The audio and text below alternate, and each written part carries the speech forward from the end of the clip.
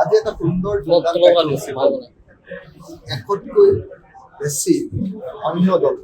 আম Aadmi party BJP Asom Gana Parishad আৰু কংগ্ৰেছ দল এই চাৰিটা ৰাজনৈতিক দলৰ আম আদমি পাৰ্টিৰ ষ্টেটৰ ছেক্ৰেটাৰী অৰ্গেনাইজেশ্যন তেখেতে আজি যোগদান কৰিলে মূল যিজন অৰ্গেনাইজেশ্যনৰ মানুহ আছিলে তেখেতে আমাৰ দলত যোগদান কৰিলে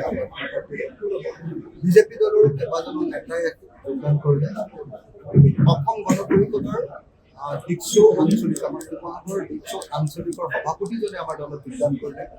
কংগ্ৰেছ দলৰ আঞ্চলিক পঞ্চায়তৰ সদস্য কেইবাজনে আহি আমাৰ দলত যোগদান কৰিলে এনেকৈ বিভিন্ন দলৰ পৰা আমাৰ দলত আজি যোগদান কৰিছে কিন্তু আমাৰ কাৰণে খুব ভাল খবৰ আমি পঞ্চায়ত নিৰ্বাচনত এইবাৰ ৰাইজৰ দলটো সক্ৰিয় কৰিছোঁ পঞ্চায়ত নিৰ্বাচনত আমাৰ ৰাইজৰ দলটো আস্থা কৰিছে কিন্তু 2026 চনতে আচলতে এই যোগদান কাৰ্যসূচীবিলাকে প্ৰমাণ কৰি আছে 2026 চনত আমি সকলোৱে মিলি ৰাইজৰ দলে সকলোৰে লগত মিলি খেলি ৰাইজৰ দলে 20ৰ পৰা 25% ল'বলৈ চেষ্টা আৰু যদি কংগ্ৰেছে একলগ নহয় তেতিয়াহ'লে আমি আজিৰ দিনটোত 23টা সমষ্টিত খেলিবৰ কাৰণে প্ৰস্তুত হৈ উঠিছোঁ মই প্ৰথম স্থান দখল কৰিম নহ'লে ছেকেণ্ড স্থান দখল কৰিম 43টা 43টা সমষ্টিত আমি খেলিবৰ কাৰণে প্ৰস্তুত হৈ উঠিছোঁ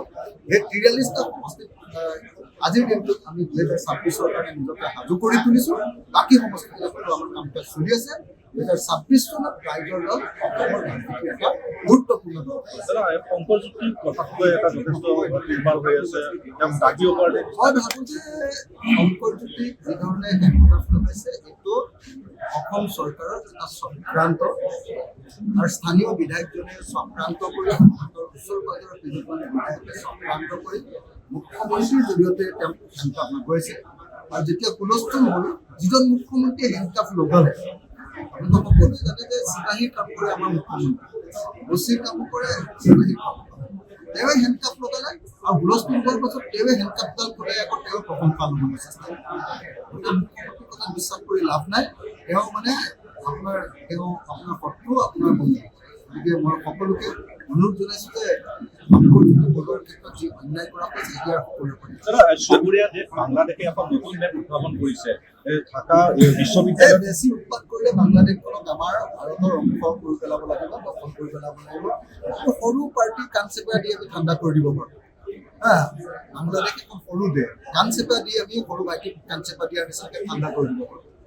মোদীয়ে মানে চবৰ লগত বেয়াকৈ বাংলাদেশকো কণ্ট্ৰল কৰিব নোৱাৰা পৰিস্থিতি হৈছে মোদী ডাঙৰীয়াক সেইকাৰণে আহ্বান জনাওঁ যে অকণমান ডিপ্ল'মেচিটো শিকক অলপ শক্তিশালী ভূমিকা বাংলাদেশে যদি আমাৰ